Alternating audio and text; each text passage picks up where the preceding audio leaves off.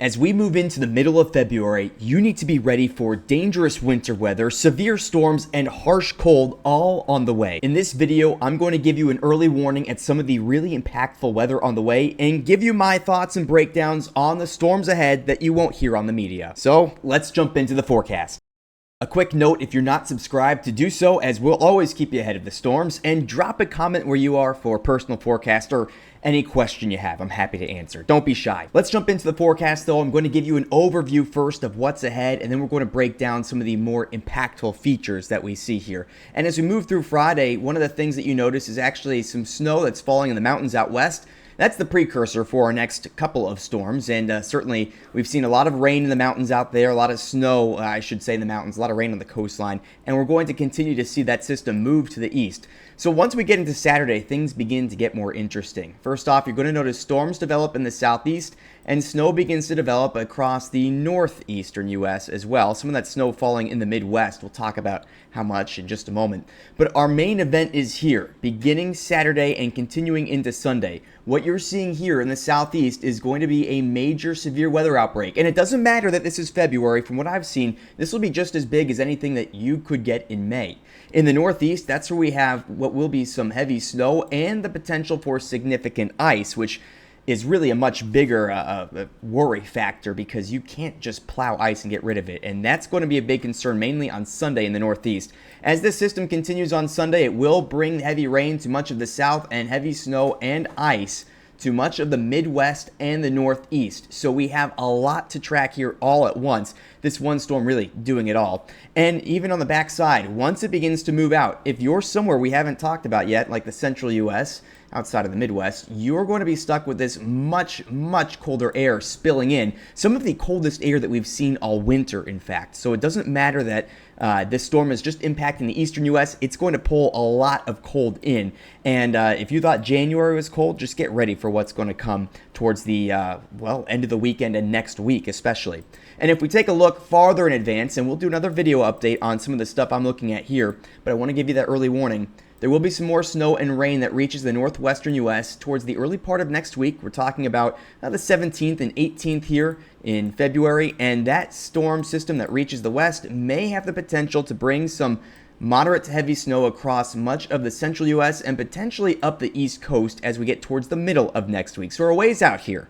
So this forecast, it will change a little bit, but of course we'll keep you updated, and I do feel confident there will be a storm out here, likely on the 19th and 20th. It's just a matter of exactly where, and if this thing can manage to ride up the coast, there is the potential for another major snow event in the Northeast, but that's an if right now, and even the chance for some snow farther south. But I want to jump into that forecast with the storm on Saturday and Sunday. We're talking severe weather and winter weather and the cold ahead. We're not in the business of wasting time here, so let's jump straight into snow totals as we take a look at this weekend storm. Starting with the Midwest, I'm expecting about 6 inches, even as high as 8 in those areas shaded in purple. These areas in blue, that's where we may see something closer to 3 to 6, and that lighter blue color, that's where you may have up to 2 or 3 inches of snow, impacting mainly Wisconsin and Michigan. But of course, we are going to see more snow in the Northeast. And by the way, this system also produces severe weather, which we're going to talk about here in a moment. But in the Northeast, we're going to see, again, that 6-inch potential, mainly in northern New England and in the higher elevations. I believe these numbers may be a little overdone, by the way, but it gives you a good idea of where the heaviest snow is going to be. Like I said, 6-inch potential, if not up to a foot or more in those mountains and in northern New England.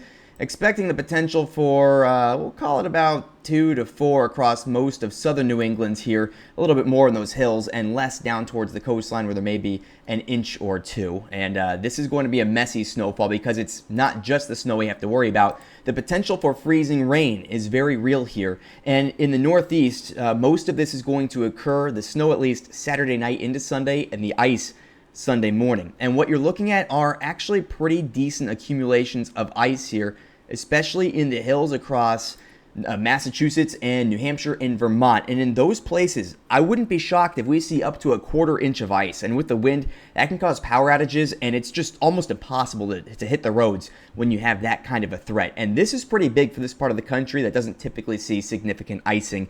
So that is my main concern right now. Again, if you're in the Northeast, it's mainly Saturday night through midday Sunday you have to watch out. If you're in the Midwest, that will come before.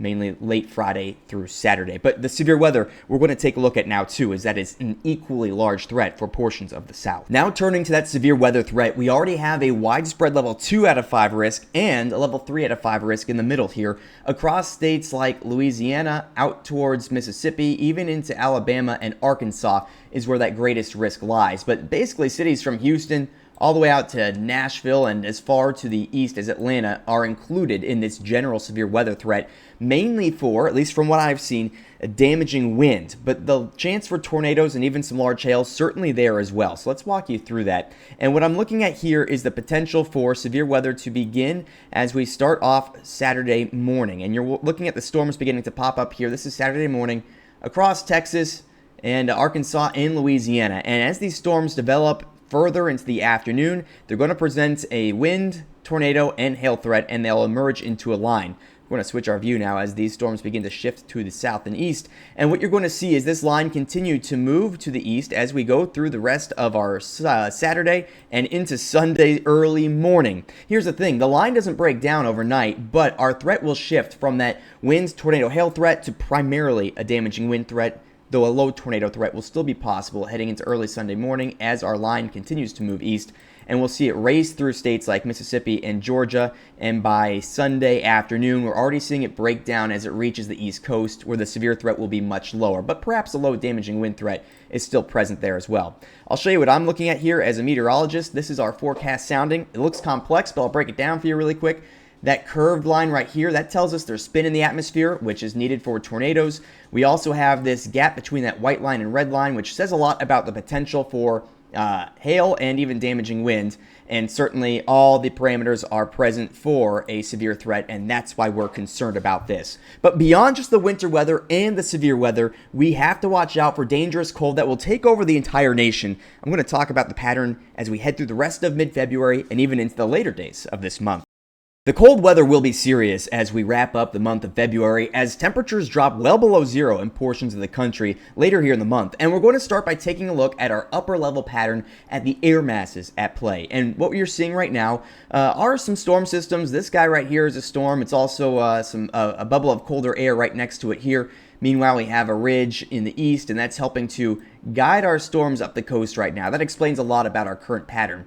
But as I put this in motion, you're going to see some changes, including those blue colorations, which begin to really take over the country here on the backside of our storm system. And we're going to see that blob of colder air, while it doesn't look significant, really settle in across the middle of the country as we get into next week. And the thing is, it's really not going to move too much as we get into the later days of the month. It's actually going to settle in across the eastern half of the country and keep at least the eastern half of the country cold. But it's that transition where a lot of the coldest air comes in. While it didn't look like much, what you're going to see here is our anomaly, our temperature anomaly at the surface. The cold pattern is certainly visible in the upper parts of the atmosphere, but it's even more substantial at the ground, which is, of course, where we live. So let's take a look at those blue and especially purple colors.